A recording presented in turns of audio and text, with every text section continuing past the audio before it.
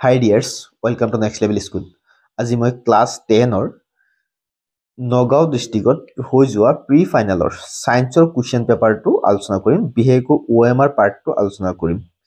গতিকে যদি তোমালোকে পৰীক্ষা দিছা বা নগাঁও ডিষ্ট্ৰিক্টৰ পৰা পৰীক্ষা দিছা তেতিয়াহ'লে কিমানখিনি শুদ্ধ কৰিলা কিমানখিনি ভুল কৰিলা চাই লোৱা প্ৰথমতে, আৰু যদি বেলেগ ডিষ্ট্ৰিক্টৰ পৰা চাই আছা তেতিয়াহ'লে এই কুৱেশ্যনখন পেপাৰখন ভালকে সমাধান কৰিবা বা ভালকে চাবা, কাৰণ নগাঁও ডিষ্ট্ৰিক্টৰ কুৱেশ্যন পেপাৰটো যথেষ্ট ইম্পৰ্টেন্ট হয়। প্ৰথমতে চোৱা কি আছিলে কুৱেশ্যন পেপাৰটো। প্ৰথম কুৱেশ্যনটো আছিলে চোৱা, তলৰ প্ৰতিটো প্ৰশ্ন 4টাকৈ উত্তৰ দিয়া আছে, 4টাৰ ভিতৰত মাত্ৰ এটা শুদ্ধটো বাছি উলিয়াব লাগে। ঠিক আছে, কুৱেশ্যনটো আছিলে চোৱা, তলৰ বিক্ৰিয়াটোৰ বাবে উক্তিসমূহৰ কোনকেইটা শুদ্ধ। মই কুৱেশ্যনখিনি পঢ়ি নিদিওঁ, জাষ্ট মই আনসাৰখিনি দেখুৱাই দিম, আৰু বেলেগ ডিষ্ট্ৰিক্টৰ পৰা চাই আছা যদি কুৱেশ্যনখিনি লিখি ল'বা, MCQ কুৱেশ্যনখিনি চাই ল'বা, লিখিব নালাগে চাই দিবা ভালকে। ঠিক আছে, প্ৰথম 1 নম্বৰ কুৱেশ্যনৰ কাৰণে শুদ্ধ উত্তৰটো হ'ব অপশ্যন এ শুদ্ধ। কুৱেশ্যন নং 2ৰ কাৰণে শুদ্ধ উত্তৰটো হ'ব অপশ্যন চি। তাৰপিছত কুৱেশ্যন নং 3 ডি অপহৰণ বিক্ৰিয়াৰ বাবে শুদ্ধ বিকল্পটো বাছি উলিয়াব লাগে। ঠিক আছে, তাৰপিছত কুৱেশ্যন নং চিৰ কাৰণে চোৱা, কুৱেশ্যন নং চিৰ কাৰণে অপশ্যন চি শুদ্ধ হ'ব। কুৱেশ্যন নং 3ৰ অপশ্যন চি শুদ্ধ হ'ব। কুৱেশ্যন নং 4ৰ কাৰণে অপশ্যন এ শুদ্ধ। তাৰপিছত কুৱেশ্যন নং 5 অপশ্যন বি শুদ্ধ। কুৱেশ্যন নং 5 অপশ্যন বি। কুৱেশ্যন নং 6 অপশ্যন এ। তাৰপিছত কুৱেশ্যন নং 7 মিলাব লাগে, মিলোৱাটো যদি তোমালোকে মিলোৱা তেতিয়াহ'লে অপশ্যন বি শুদ্ধ হ'ব। তাৰপিছত কুৱেশ্যন নং 8 অপশ্যন এ শুদ্ধ হ'ব। কুৱেশ্যন নং 9 অপশ্যন চি শুদ্ধ হ'ব। কুৱেশ্যন নং 10 অপশ্যন চি শুদ্ধ। কুৱেশ্যন নং 10 অপশ্যন চি। কুৱেশ্যন নং 11 অপশ্যন চি শুদ্ধ। ঠিক আছে, তাৰপিছত আহি যোৱা নেক্সট কুৱেশ্যন 12। ঠিক আছে, কুৱেশ্যন নং 12টো চোৱা, কুৱেশ্যন নং 12 অপশ্যন বি শুদ্ধ। তাৰপিছত কুৱেশ্যন নং 13 অপশ্যন চি শুদ্ধ, অপশ্যন এ শুদ্ধ। কুৱেশ্যন নং 13 অপশ্যন এ শুদ্ধ। কুৱেশ্যন নং 14 অপশ্যন এ শুদ্ধ। কুৱেশ্যন নং 15 অপশ্যন বি শুদ্ধ। কুৱেশ্যন নং 16 অপশ্যন চি শুদ্ধ। কুৱেশ্যন নং 16 অপশ্যন চি শুদ্ধ। তাৰপিছত যদি আমি নেক্সট কুৱেশ্যনটো চাওঁ তেতিয়াহ'লে কুৱেশ্যন 17 অপশ্যন এ শুদ্ধ। কুৱেশ্যন নং 18 অপশ্যন বি শুদ্ধ। কুৱেশ্যন নং 19 চোৱা, কুৱেশ্যন নং 19ৰ কাৰণে অপশ্যন ডি শুদ্ধ। তাৰপিছত কুৱেশ্যন নং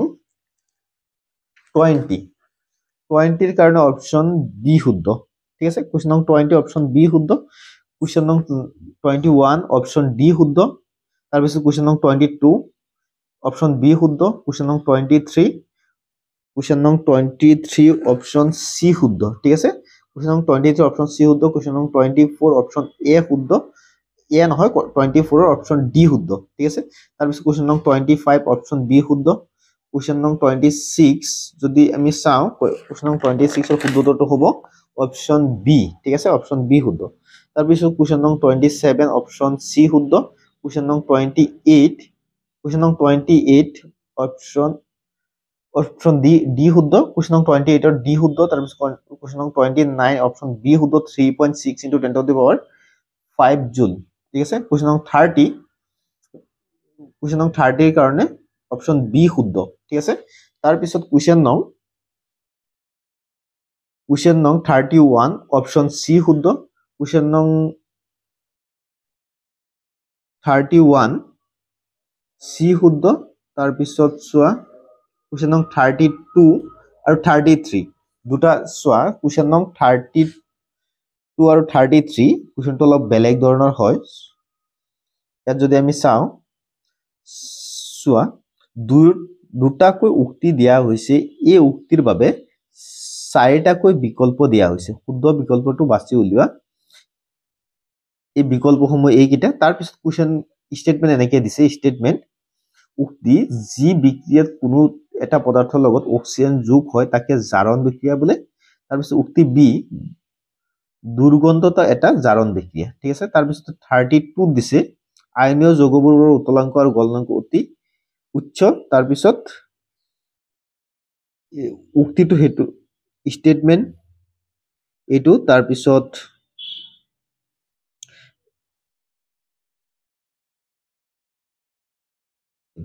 এতিয়া চোৱা, কথাটো হ'ল ইয়াত যে অপশন কেইটা দিয়া আছে দুটা কুৱেশ্যনৰ কাৰণে অপশন এটাই শুদ্ধ হ'ব ঠিক আছে এটো হ'ব অপশন এ ঠিক আছে তাৰ পিছত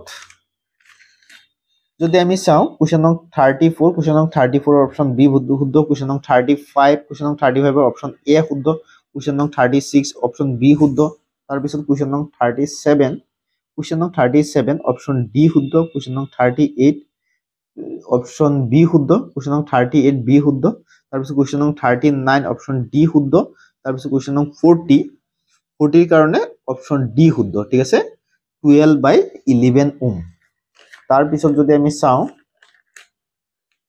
কুৱেশ্যন নং 41 কুৱেশ্যন নং 41 এৰ কাৰণে শুদ্ধটো হ'ব অপশন ডি তাৰ পিছত 42 অপশন সি শুদ্ধ তাৰ পিছত 43 অপশন ডি শুদ্ধ 44 অপশন এ শুদ্ধ তাৰ পিছত লাস্ট কুৱেশ্যন 45 এৰ কাৰণে অপশন সি শুদ্ধ এইখিনি আছিল আজিৰ ভিডিওটো যদি ভিডিওটো চাই ভাল পালা লাইক শেয়াৰ এন্ড সাবস্ক্ৰাইব কৰি ৰাখিবা আৰু অতি কম সময়ৰ ভিতৰতে এই প্ৰশ্নসমূহ ডিটেইলছত তোমালোকৰ লগত আলোচনা কৰিম যদি কোনোবা ষ্টুডেন্টে নগাঁও ডিস্ট্ৰিক্টৰ বাহিৰৰ পৰা চাই আছা তেতিয়া হলে সেই সকল ষ্টুডেন্টৰ কাৰণে মই কুৱেশ্যন পেপাৰটো সম্পূৰ্ণকৈ দেখুৱাই দিছো যাতে সিহঁতে সমাধানখিনি কৰিব পাৰে আৰু টেষ্ট পেপাৰ হিচাপেও ব্যৱহাৰ কৰিব পাৰে এইটো ঠিক আছে টেষ্ট পেপাৰ তোমালোকৰ কিনি লব নালাগে চেনেলটো জাস্ট সাবস্ক্ৰাইব কৰি ৰাখিবা মই টেষ্ট পেপাৰ লৈ প্ৰত্যেকটো ডিস্ট্ৰিক্টৰ প্ৰত্যেকটো কুৱেশ্যন পেপাৰ তোমালোকৰ লগত যিমান পাৰো থুলমূলকৈ আলোচনা কৰিম আৰু তোমালোকে কুৱেশ্যন পেপাৰখিনি পাই যাবা প্ৰত্যেকটো ডিস্ট্ৰিক্টৰ কুৱেশ্যন পেপাৰখিনি পাই যাবা গতিকে চোৱা এইখিনি আছিল সেকশন বি তাৰ পিছত যদি আমি চাও নেক্সট কুৱেশ্যনখিনি এইখিনি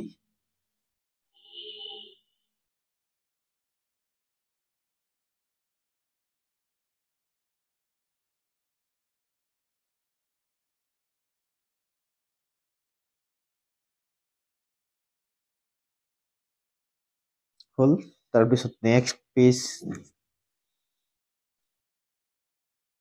কুৱেশ্যন নং 58 এৰ পৰা আৰম্ভ হৈছে চাই লোৱা তোমালোকে কুৱেশ্যন পেপাৰ স্ক্ৰীনশ্বট মাৰিব পাৰা বা কুৱেশ্যন পেপাৰখিনি স্কিপ কৰি পোষ্ট কৰি ভিডিওটো তোমালোকে লিখি লব পাৰা আৰু এইখিনি কুৱেশ্যন চাই দিলে হল ভালকে তোমালোকে যেহেতু জানাই গোটেই বছৰটো পঢ়িছা গতিকে জানাই গতিকে কুৱেশ্যন পেপাৰটো কেনে ধৰণৰ কুৱেশ্যন আহিছে তোমালোকে চাই লবা ঠিক আছে সেইকাৰণে মই গোটেই কুৱেশ্যন পেপাৰটো দেখুৱাই দিছো যাতে তোমালোকৰ সুবিধা হয় ঠিক আছে এইখিনি আছিল নগাঁও ডিস্ট্ৰিক্টৰ সম্পূৰ্ণ কুৱেশ্যন পেপাৰখন যদি ভিডিওটো চাই ভাল পালা তেতিয়ালে লাইক শেয়াৰ এন্ড চেনেলটো সাবস্ক্ৰাইব কৰি ৰাখিবা এন ধৰণৰ ভিডিওসমূহ পাই থাকিবৰ কাৰণে থ্যাংক ইউ